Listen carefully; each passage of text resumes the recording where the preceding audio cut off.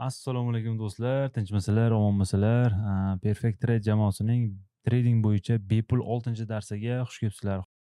Sizlar bilan bugun tanishadigan mavzuyimiz trend liniyalar tortish qoidalari. Sizlar o'ylashinglar mumkin, trend liniyani tortishda shu ikkita qonun qoidasi bor. Ikkita minimum topib turib, trend liniya tortiladi, bo'ldi tamom. Yo'q, unaqa emas. Unaqa emas. Trend liniya tortishda kamida 8 xil, 10 xil turi bor. Ana o'shalarda ключевой joylari bilan hammasini bugun tanishib chiqamiz hammasi bilan. Xo'p, bo'lmasa bizga kerak bo'ladi hozir trading view приложенияsi ochamiz. Xo'p, birinchi o'rinda o'tgan darsimizda, ya'ni 5-darsda sizlar bilan impuls korreksiyani o'tganmiz. Endi bu darsda ham xuddi o'sha holat bo'ladi. Impuls korreksiya bo'ladi va impuls korreksiyaga ozgina qo'shimcha kiritib o'tib ketaman. Bilasizlar, bozorda ikki xil narx bor, ya'ni maksimum narx, minimum narx. Buni yana bir nomlanadigan nomi bor. Yana bir bu high deyiladi, low deyiladi. Inglizcha so'zlar bular. Buni o'zbekchaga tarjima qiladigan bo'lsak, high degani bu tepa degani, tepada degani. Low degani bu pastda degani, past degani.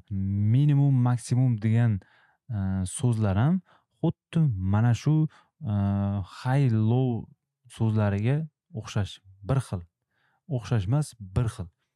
Xo'p, minimum deganda bu eng minimum narxda tushuniladi. Ya'ni pastdagi narxda tushuniladi. Maksimum deganda bu tepadagi narxda, eng maksimum narxda tushuniladi.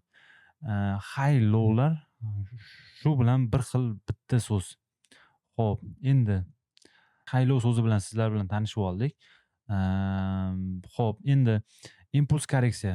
Bozorda ikki xil trend turi bor. Trend bilasizlar, bu trend yo'nalish. Bozorda ikki xil yo'nalish bor. Bu bittasi impuls korreksiya bu chiquvchi trend. Bittasi chiquvchi trend, ikkinchisi tushuvchi trend. Impuls korreksiya. Mana. Xo'p, bular bilan ham o'tgan darsda tanishib o'tganmiz. Endi o'chiramiz.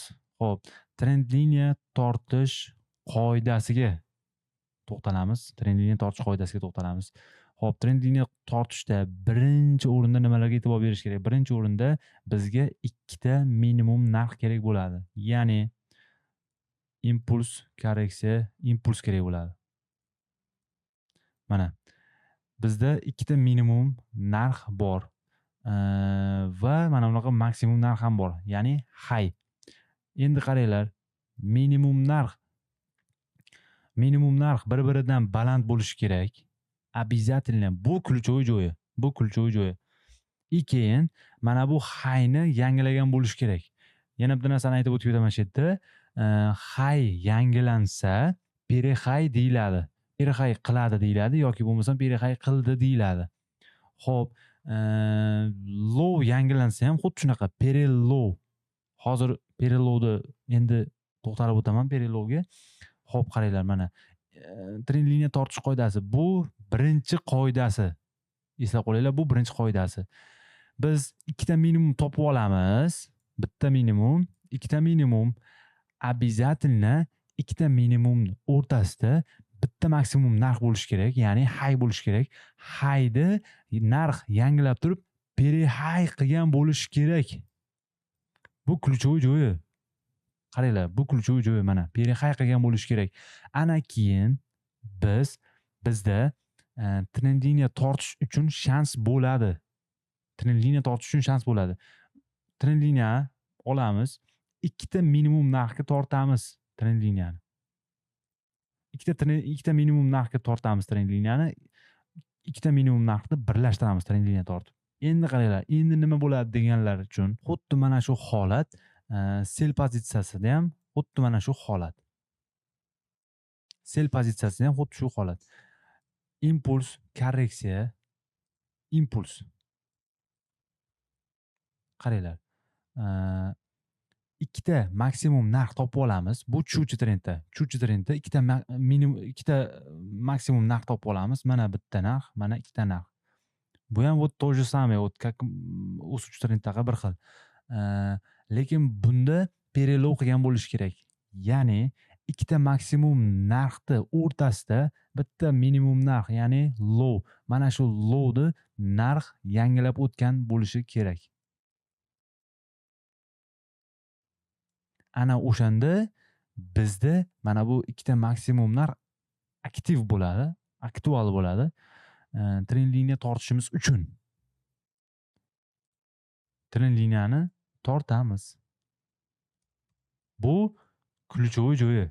Перехай, перелov bu ключевой joyi. Shuni esdan chiqarmanglar. Xo'p, endi buni o'chiramiz. Xo'p, bu birinchi trend liniya tortish turi edi.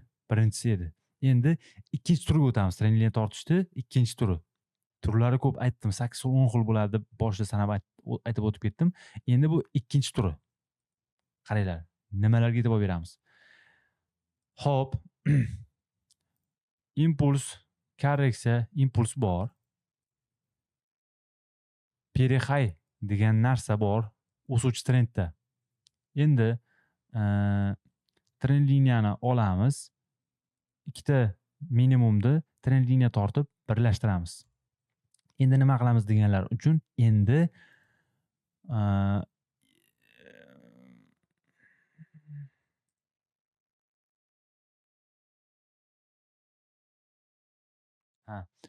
endi nima qilamiz deganlar uchun endi biz yana bitta narsani aytib o'tib ketaman shu yerda. Uzr, hozir esimga kelib qoldi.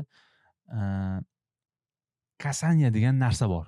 Kasaniya bu trend liniya tortilganda trend liniyaga narx tegib turgan joylari bu kasaniya deyiladi. Bu kasaniya deyiladi. Endi biz endi nima qilamiz deganlar uchun bu ikkinchi qoidasi, ikkinchi turi. Endi biz nima qilamiz deganlar uchun bu ikkinchi turi. Qaranglar. Narxni uchinchi kasaniya bo'lishi uchun trend liniyaga kelishini kutishimiz kerak. Mana bunaqa holat, mana uchinchi kasaniya. Mana shu uchinchi kasaniyadan сделка ochib, 50 pips, 60 pips stopini qo'yib turib, bemalol перехай qilgunigacha buy pozitsiyasini ochsak bo'ladi. Перехай qilgunicha buy pozitsiyasini ochsak bo'ladi. Bu trend liniya qoidasi. Mana entry, kirish, chiqish joylarigacha aytib o'tib ketyapman, stop losslarigacha aytib o'tib ketyapman. Atak bunga hali ancha bor. Mayli. Sizlar uchun ключевой joylar, mayli. Endi tushuvchi trendda ham вот bir xil, то же самое. Вот impuls, korreksiya, impuls. Kasaniya обязательно bo'ladi. Trend liniyani tortamiz. И uchinchi kasaniyadan bemalol perelov qilgunigacha ishlasak bo'ladi. Bu ikkinchi tur edi. Bu perexay, perelov deb aytib o'tib ketyapman. Bular ключевой joy azizlar, do'stlar. Shuni esdan chiqarmanglar, ключевой joylari. Xo'p, endi uchinchi turi.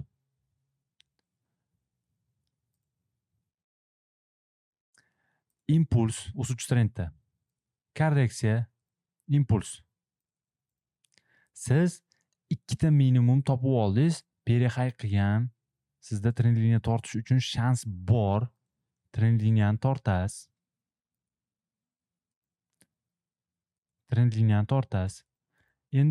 Endi mana shu yerda bitta savol bo'ladi. Xo'p, biz uchinchi kasaniyani qayerdan qaytishini qayerdan bilamiz deganlar uchun mana shu pastki trend liniyani kopiya qilib tepaga tortib olamiz.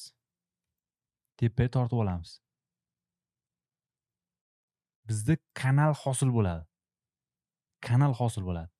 Ana mana shu kanaldan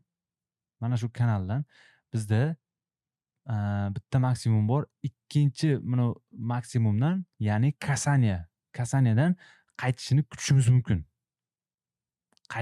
mumkin. Mana bu ham bu 3-turi do'stlar. Mana bu ham ключевой joyi. Bu ham ключевой joyi, mana ko'ryapsizlarmi? Mana. Seltrendda ham xuddi shu holat. Impuls, korreksiya, impuls. Trend liniyani tortamiz va kopiya qilib pastga olib tushamiz. Bizda kanal hosil bo'ladi. Xo'p, bugungi darsligimiz mana shulardan iborat edi. Endi keyingi darslarda ko'rishguncha xayr. Kanalga obuna bo'lishni, podpisatsiya qilishni unutmang, podelиться qilishni ham unutmang. Perfect Trade jamoasi sizlar uchun doimo harakatda. Sog' bo'linglar, salomat bo'linglar. 7-bepul trading bo'yicha 7-darsda ko'rishguncha xayr.